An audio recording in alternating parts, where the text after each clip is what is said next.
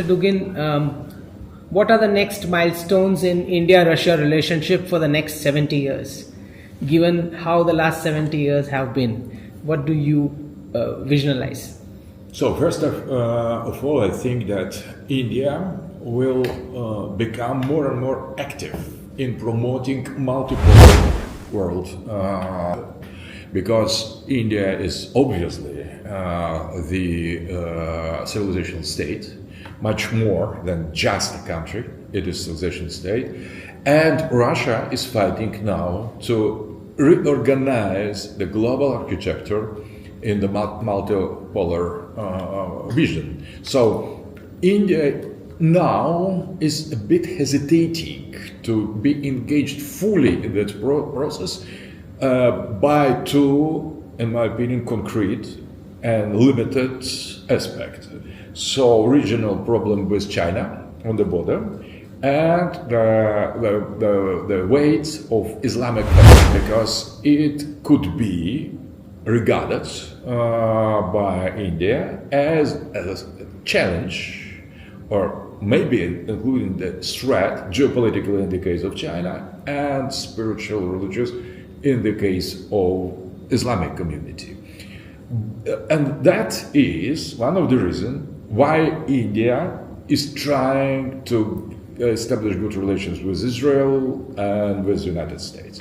I think that is contradiction, inner contradiction, that should be solved. And in the next 70 years, I think, or maybe much the sooner than that, earlier. And so I think that it will be solved somehow in favor of becoming more and more clearly multipolar. And there is not any known problem, no problem with Russia, neither geopolitically nor spiritually. And that is why I think that India could join multipolar club with the help and leverage of Russia, because we have very good relations as two civilization states. So you brought up about the friction that happens at India-China borders, and we have seen that wherever the Anglo-Saxons left after colonization, they kept the border in dispute and left. So which is causing all the neighbors to fight with each other. In my geopolitics book, I call it as a two-bucket theory. So Europeans standing at Russian borders, Russia standing at China borders, China standing at India borders, India standing at Pakistan borders, Pakistan standing at Afghanistan borders, and so on.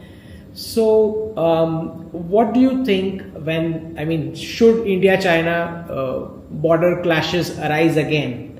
What do you see as a solution to it, or what Russia can do about it? Can Russia be a little proactive here to see to it that China can respect some of Bharatiya sensitivities?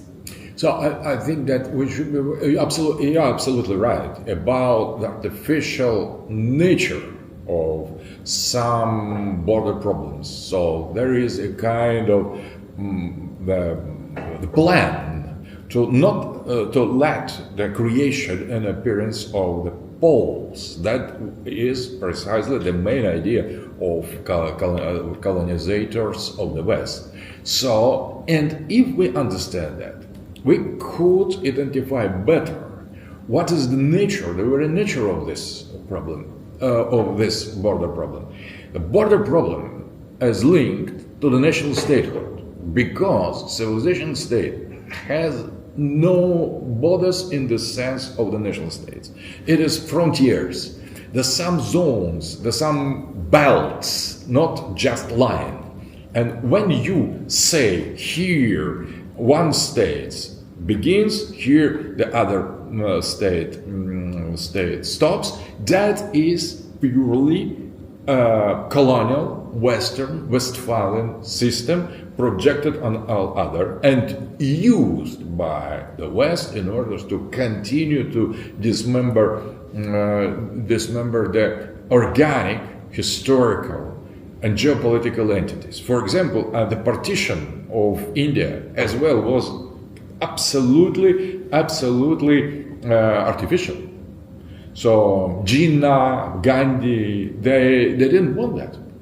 So that was a kind, because the first part, including a third part, Bangladesh, they represent the different elements of the same Indian civilization, the same people, the same history, the same identity, Islamic, but there are Muslims as well in India. So it didn't make really sense, and that was provoked and organized, and putting that this division in the forms of national states with concrete and linear border, you receive forever lasting conflict. So, and that demands to make the effort, intellectual effort. If you really want decolonize your Indian mind, as Narendra Modi has said, you need to overcome and to understand the traps embedded in the post-colonial system.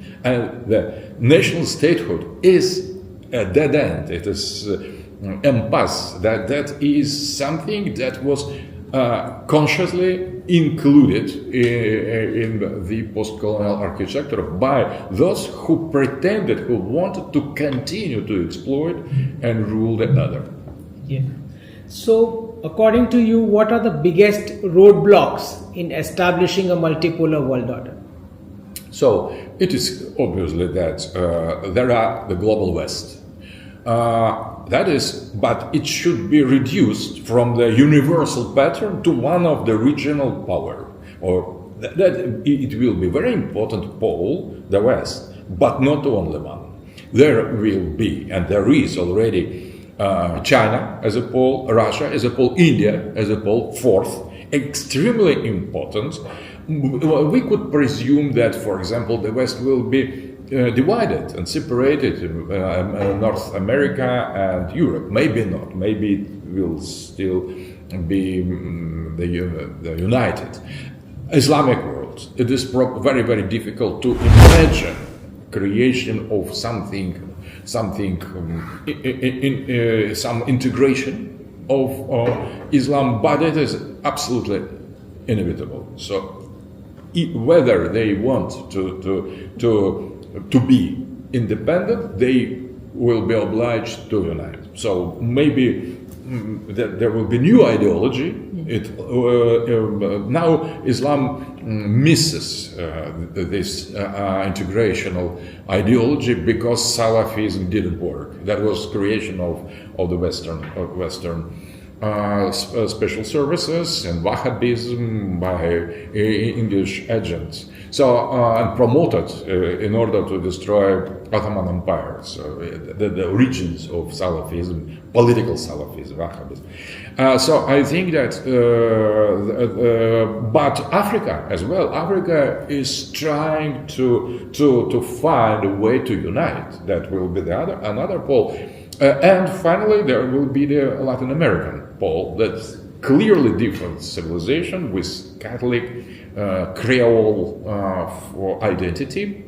It is under attack now by the last agonic, I hope last agonic attack of United States, trying to promote Protestant leader, far right, ultra liberal, and so on, instead of traditional, much more left Catholic government. Now the stronghold for the multipolarity, it is Brazil, still Brazil of Lula. Maybe it is not the excellent, absolute form of representation of Latin American identity, but still at a stronghold of the resistance and multipolarity. All the other countries are falling under attack of the hegemonic United States.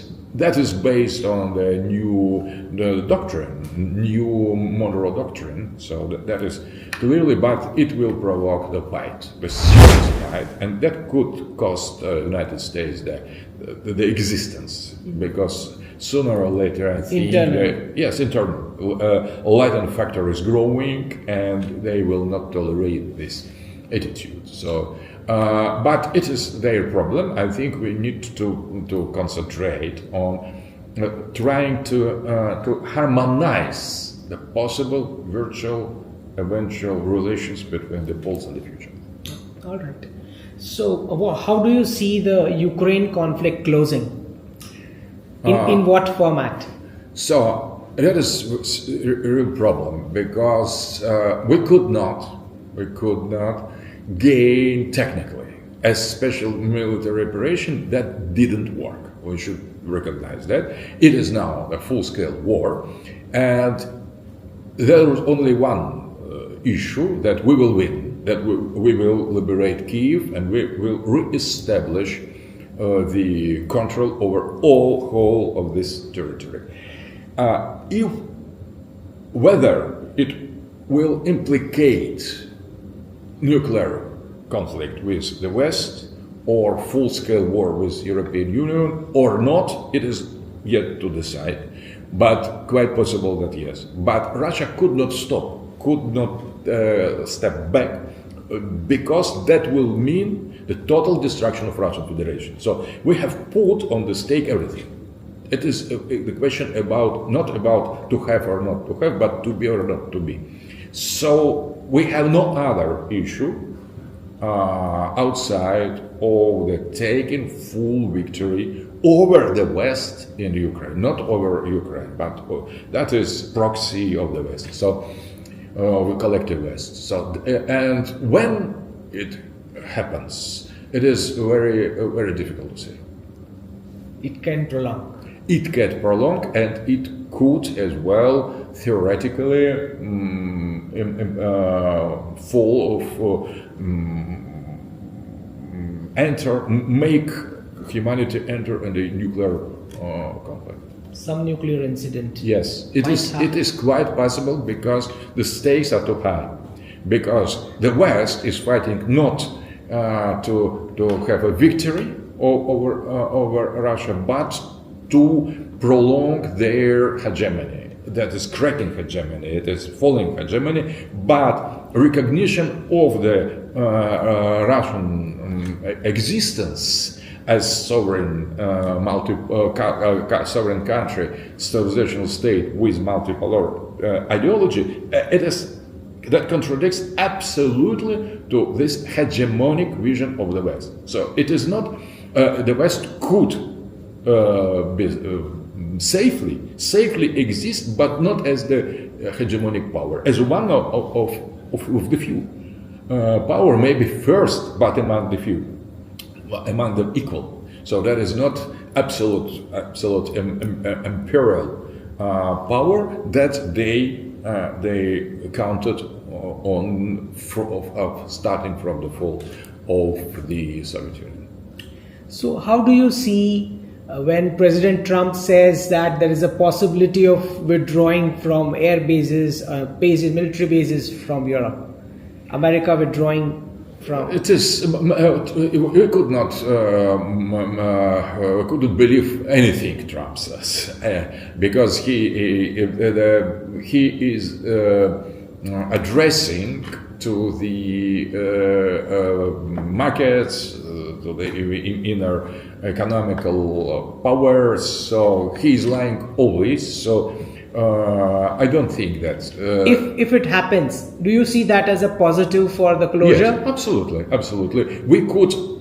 That will be the step toward multipolarity because the relations between the other poles and Europe and the United States could be rearranged in different sense. Not necessarily that we will join, for example, Europe against the United States or United States against Europe. But the diversification of the West, it is very positive sign because if it happens, and it reinforces this multipolarity. So do you see the way they took over Panama with a commercial contract, the way they named it Gulf of Mexico as the Gulf of America, do you see that as one of the solution that suppose Ukraine gets solved, Pakistan occupied Kashmir gets solved and Taiwan gets solved, similarly they took over some portion in Panama or whatever that they call it. Do you see parallels between these four as hotspots reversing to bring multipolarity? They going back to their region?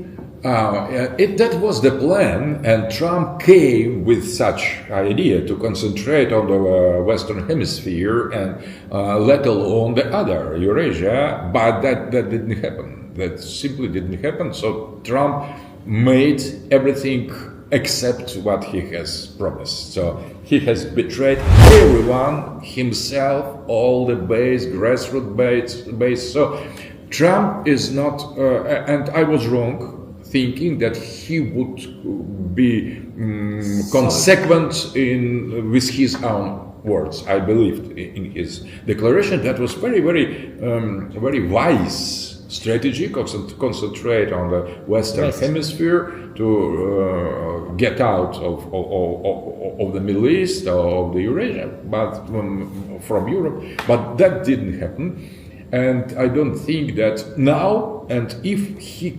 tries to continue its hegemonic policy, menacing, threatening BRICS, and being involved in the war against Iran on behalf of Israel, and he continues to give support for Zelensky.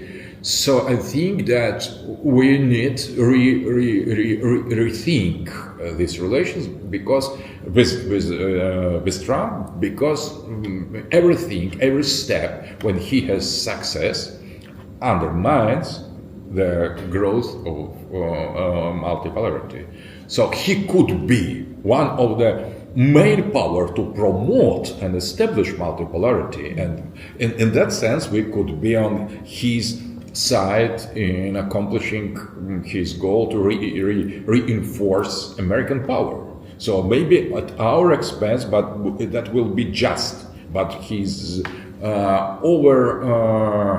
overdue claims now make Trump the enemy of multiple world. In that sense, we should use all the regional conflicts and reversal vision. So India so far has resisted all the Western pressure and continued its ties with Russia, including trade in energy. So we are consistent with respect to strategic autonomy in terms of our decisions. How do we tweak the trade to make it sanctions proof? What are the possibilities of conducting trade beyond and outside the purview of sanctions, so that we will just bypass those sanctions and boost our trade? It is not easy solution because India somehow is very much embedded in the Western politics. I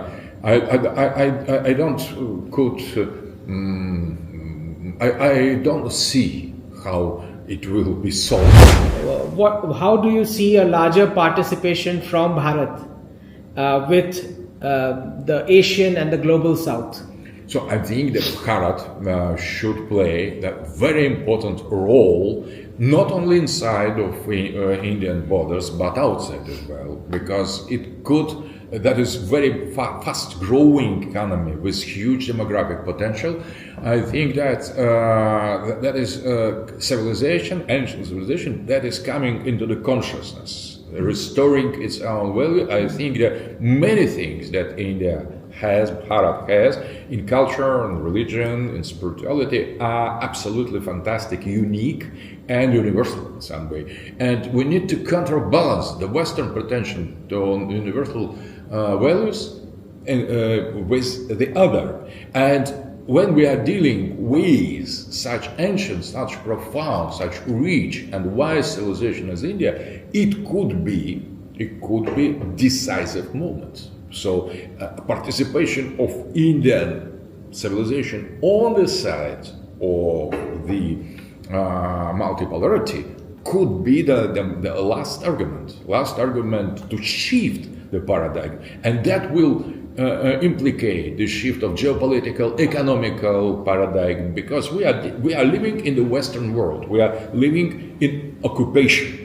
So we are using market economy, democracy, national statehood, human rights. All that is made as application of the Western pattern. We need to exchange, replace this Western pattern, not by Russian or Chinese, but by India. And there is such thing as Western, as Indian identity and paradigm. So we need to concentrate of the revival of Indian paradigm, and that will change everything. All right.